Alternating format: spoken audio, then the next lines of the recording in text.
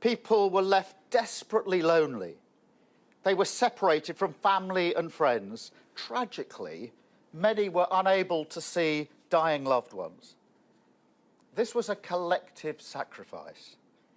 People were entitled to expect that politicians would follow the same rules as everyone else.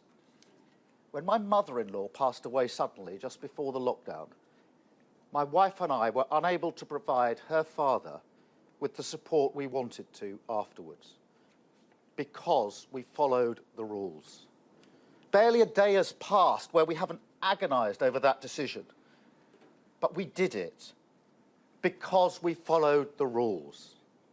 We all found the rules frustrating at times, and I'm no exception to that.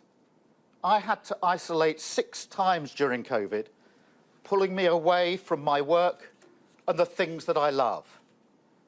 But I did it because we followed the rules. The idea that I would then casually break those rules is wrong. And frankly, I don't believe those accusing me believe it themselves. They are just trying to feed cynicism, to get the public to believe all politicians are the same. I'm here to say that they're not. I believe in honour, integrity, and the principle that those who make the laws must follow them. And I believe that politicians who undermine that principle undermine trust in politics, undermine our democracy, and undermine Britain. I'm absolutely clear that no laws were broken. They were followed at all times. I simply had something to eat while working late in the evening, as any politician would do days before an election. But if the police decide to issue me with a fixed penalty notice, I would, of course, do the right thing and step down.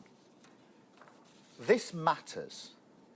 It matters because the British public deserve politicians who think the rules apply to them. They deserve politicians who hold themselves to the highest standards. And they deserve politicians who put the country first rather than themselves.